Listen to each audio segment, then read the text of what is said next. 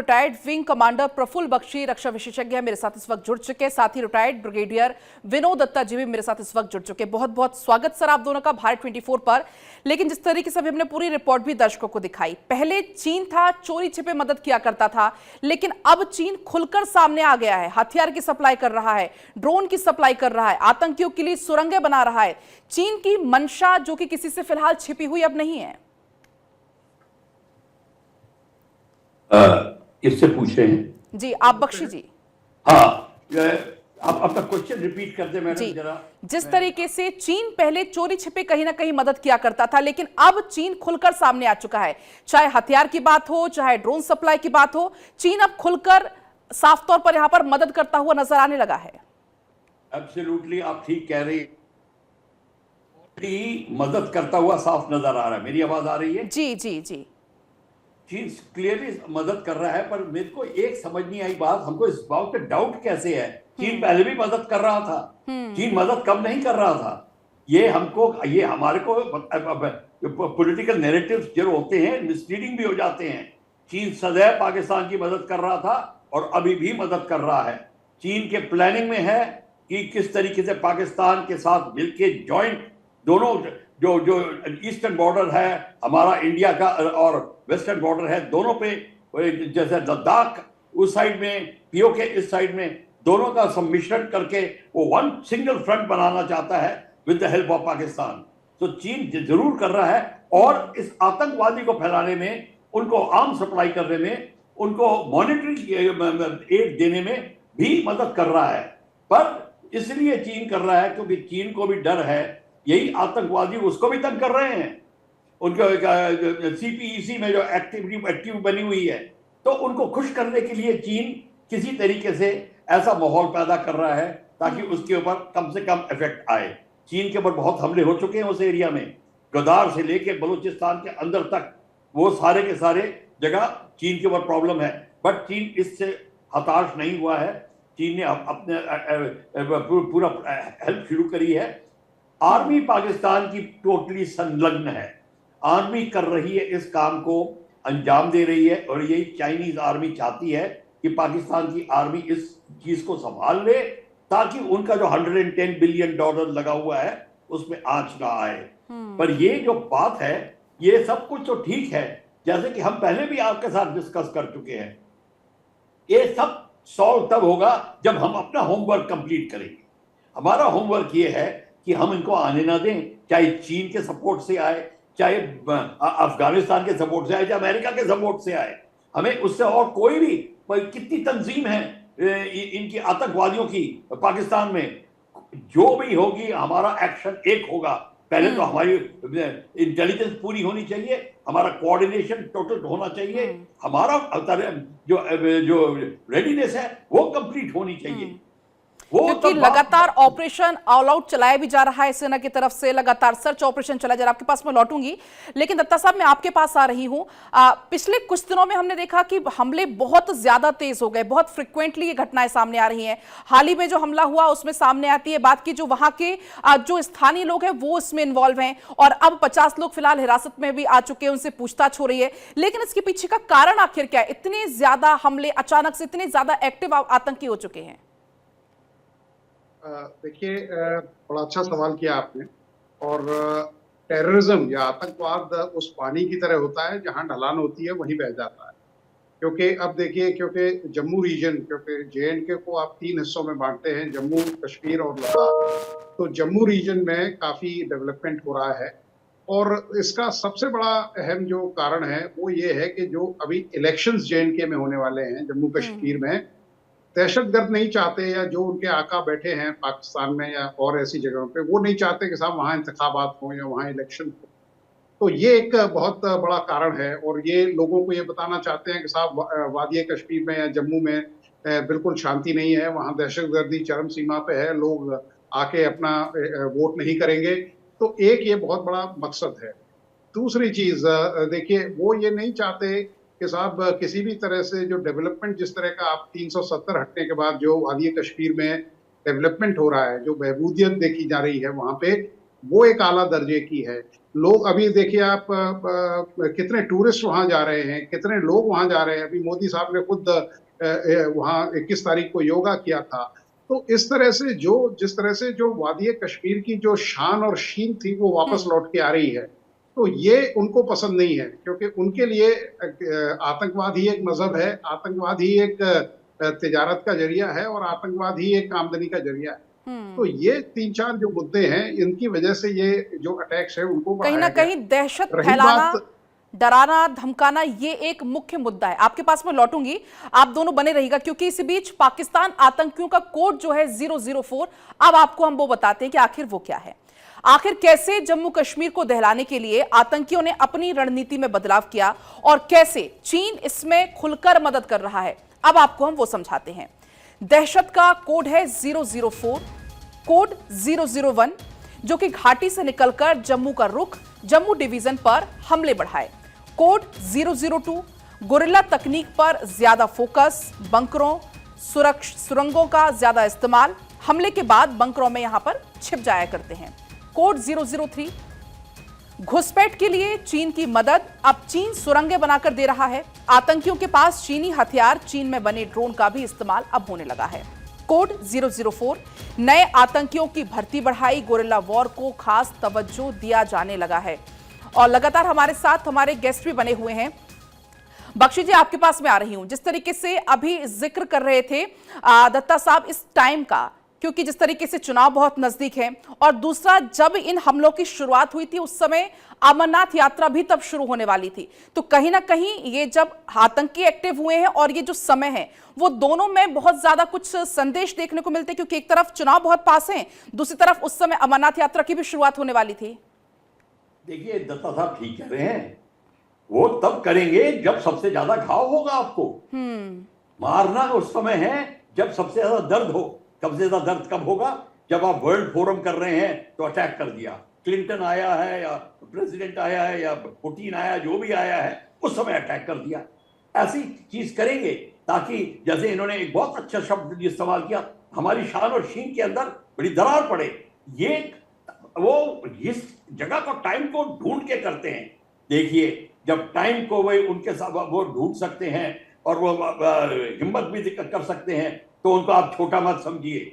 जो चीन जो हमारे हमने 370 हटाया है, बड़ी एक उचित कदम उठाया है, उसका पूरा फायदा उठाने के लिए हमको आधा काम नहीं छोड़ना पड़ेगा। हमको अधूरा काम को पूरा करने के लिए पूरी जितने की स्लीपर सेल्स हैं वो नहीं हटाए 370 ने।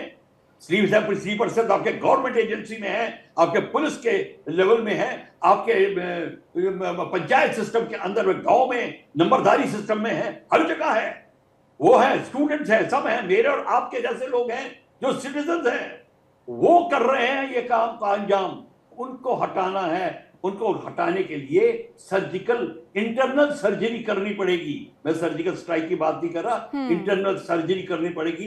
कौन कहां छुपा है उनकी फाइलें निकालनी पड़ेंगी, और आपको फाइलें निकालनी है तो आप कश्मीरी पंडित 89 एपिसोड से स्टार्ट करिए। जिन ने कश्मीरियों का घर हथियाया है वो सारे के सारे मिले हुए हैं। आपके पास में लिस्ट पूरी भरी पड़ी है, क्योंकि आप उस मुद्दे को देखना नहीं चाहते, शुतुरमुर्ग की तरह आंख बंद करना चाहते हैं। तभी आप वो ये इनिशिएटिव आपके हाथ में नहीं आया, नहीं तो आपको सारे के सारे वो धरे पड़े हैं। आप प्रेशर डालिए उनके ऊपर। जो पॉलिटिकल लीडर्स सपोर्ट कर रहे हैं, जो पाकिस्तान को सपोर्ट कर रहे हैं, उनके ऊपर शिकंजा कसिए। जिसको उठा के आप एयरफोर्स के जहाजों में बिठा के इनको हुर्रियत सुकर को और बाकी लोगों को आप लेके आते थे, उनको पकड़िए। ये सारी की सारी चीजें जो हैं वो हमको होमवर्क करना पड़ेगा। देखिए हम मीठी मीठी बातें जरूर कर सकते हैं, जब जमीन पे बात करने की आती है तो कड़वाहट पता चलती है। कड़वाहट इसमें है कि हम सोचते हैं कि बात करने से काम हो जाए, तो काम ना करना पड़े।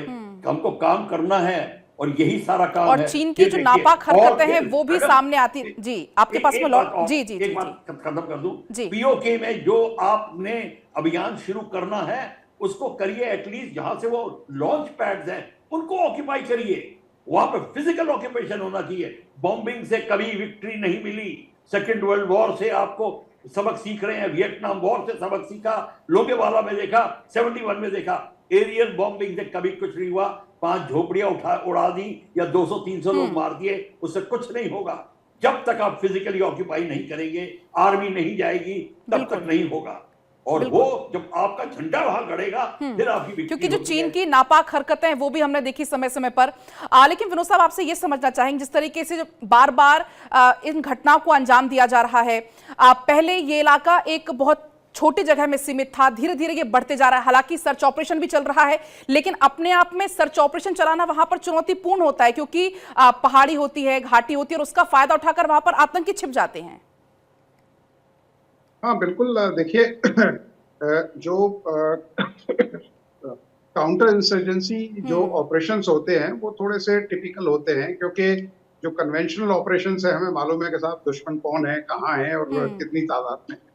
यहाँ क्योंकि ऑपरेशन अपने ही एरिया में होते हैं और वहाँ जो असैनिक लोग जो रह रहे हैं, जो वहाँ के बाशिंदे हैं, वो भी हमारे ही नागरिक हैं, तो हमें सबसे पहले ये ध्यान रखना पड़ता है कि साहब कोई ज्यादा कोलेटरल डैमेज ना हो, जो कैजुअलिटीज हैं वो ना हो, क्योंकि भारतीय सेना अपने सीने पे तो गोली ले सकती है, लेकिन वो कतई नहीं चाहती कि साहब कोई मासूम मारा जाए या कोई और बंदा वहां घायल हो। और रही बात जो दहशतगर्द हैं, वो उनके जो स्लीपर सेल्स होते हैं, वो उनके जो सिंपैथाइजर्स होते हैं, वो उन्हें मालूम रहता है कि वो कहाँ रह रहे हैं, उन्हें मालूम है, वो टेरेन को ज्यादा अच्छी तरह से समझते हैं, वो लोगों के अंदर मिलजुल के एकदम उन्हीं के वेशभूषा की तरह मिल जाते हैं।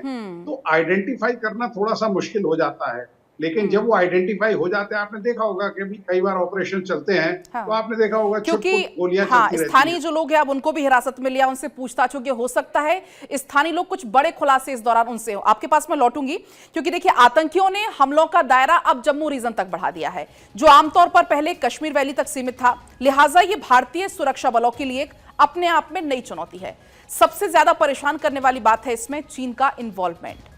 8 जुलाई को कठुआ के मंझेड़ी सेक्टर में आतंकियों ने सेना की गाड़ी पर हमला किया और इस हमले में गढ़वाल राइफल्स के 5 जवान हमारे शहीद हो गए थे।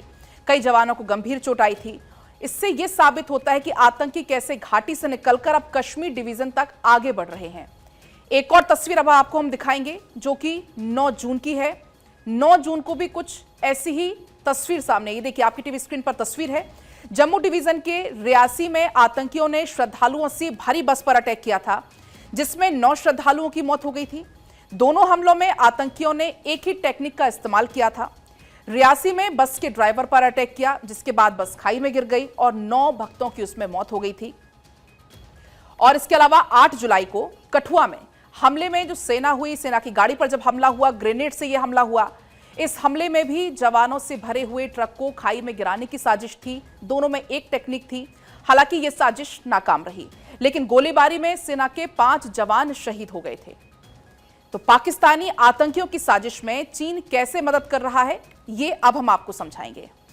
और जम्मू कश्मीर में उथल पुथल को चीन से क्या फायदा हो सकता है, इस पर भी अब हम बात करेंगे। दरअसल चीन अक्साई चीन पर अपनी धौंस को मजबूत करने के लिए यह साजिश रच रहा है, ताकि भारतीय फोर्सेस को पाकिस्तान से सटी हुई सीमाओं पर एक एंगेज हो जाना पड़े और इसके अलावा चीन अपने मंसूबों में से कामयाब हो जाए। जो बहरहाल चीन कैसे पाकिस्तानी आतंकियों को अपने यहां पर निर्मित हाईटेक ड्रोन दे रहा है, और अब इसका खुलासा हम करते हैं। सबसे पहले बात होगी आतंकियों को चीन की मदद हाईटेक ड्रोन दे रहा है।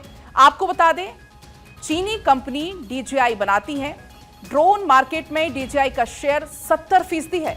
जासूसी और हमले में इस्तेमाल ड्रोन से हथियारों, ड्रग्स की सप्लाई, ड्रोन से हमला आसान एक बड़ा हथकंडा है। तो कहीं ना कहीं अब ये ड्रोन वाली साजिश है जो कि चीन अपना रहा है। ड्रोन से हमला करना बहुत ज्यादा आसान इसमें हो जाता है। कहीं ना कहीं वजह यही है कि चीन ने अब ड्रोन का हथकंडा अपनाया है। आतंकियों ने हमलों का दायरा अब क्योंकि जम्मू रीजन तक बढ़ा दिया है, और ऐसे में चीन अपने आप में यहां पर मदद का हाथ बढ़ा रहा है। आतंकियों के लिए ड्रोन से हमला आसान एक हथकंडा होता है, और यही वजह है कि अब आतंकी इसको अपना रहे हैं। आतंकियों को आपको बता दें, यहां पर ये बड़ी जानकारी मिली है, बड़ी खबर आप तक पहुंचा रहे हैं। ड्रोन से ये जो हमला है वो काफी ज्यादा आसान होता है। लगातार हमारे गेस्ट हैं वो इस वक्त हमारे साथ बने हुए हैं। बख्शी जी बने हुए हैं, साथ ही दत्ता साहब भी बने हुए हैं। तमाम बातों का जिक्र हमने यहां पर किया, लेकिन ड्रोन इससे अपने आप में हमला बहुत ज्यादा आसान होता है। अभी हाल ही में इसको लेकर बैठक भी हुई है, पंजाब पुलिस के बीच में बैठक हुई है और जम्मू कश्मीर पुलिस के बीच में बैठक हुई है। अक्सर हमने देखा भी है कि पंजाब के जो इलाके हैं, बॉर्डर इलाके हैं, वहां पर आए दिन ड्रोन बरामद होते हैं, आए दिन। जी जी, आप कहिए अपनी बात। जी नहीं, आप पूरी करिए, मैं जवाब देता हूँ जी। ओके, ये आप बिल्कुल ठीक कह रही हैं मैडम पलक जी कि ये ड्रोन का जो इस्तेमाल है उससे आपका जो एलिवेटेड प्लेटफॉर्म से जब आप एक चीज को देखते हैं, जमीन से आपको मुश्किल से 100 गज 150 गज दिखाई देगा, आप 150 फीट पे जाएंगे तो आपको 3-4 किलोमीटर दिखाई देगा, और ऊपर जाएंगे तो और ज्यादा दिखाई देगा।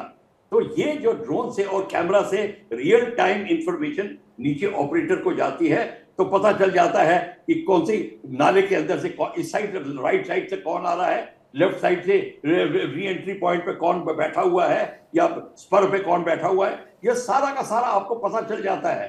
फिर आप जो अपनी फौजों को या अपनी फायर पावर को उसी तरीके से मैनिपुलेट कर सकते हैं। ड्रोन के बड़े फायदे हैं, और पंजाब में खासकर यहाँ पे ड्रग्स गिराए जा रहे हैं और राइफल एम्यूनिशन गिराया जा रहा है, और हम तो ये कभी पूछते नहीं कि ये जो गिराए तो जा रहे हैं उठा कौन रहा है। वो सारे के सारे जो बैठे होते हैं स्लीपर सेल, चाहे पंजाब में बैठा हो चाहे कश्मीर में हो, वो ये कर रहे हैं, तो वो आके चुप करके उठाते हैं। तो ये जो आप अभी कह रहे थे कि यहाँ पे काम बड़ा आसान हो गया है, टेक्निक चेंज हो गई है, सामने से अटैक किया है। अरे सामने से अटैक इसलिए किया है क्योंकि सारे के सारा आवाम उसके साथ में है वहां पे, उसको कोई प्रॉब्लम नहीं है, उसको छुप करके नहीं अटैक करना ताकि उसको डर रहे कि कोई और देख लेगा, तभी वो सड़क पे आया है क्योंकि उसको पूरी का पूरा सपोर्ट था। सामने से उसने मारा ड्राइवर को और बस उलट गई।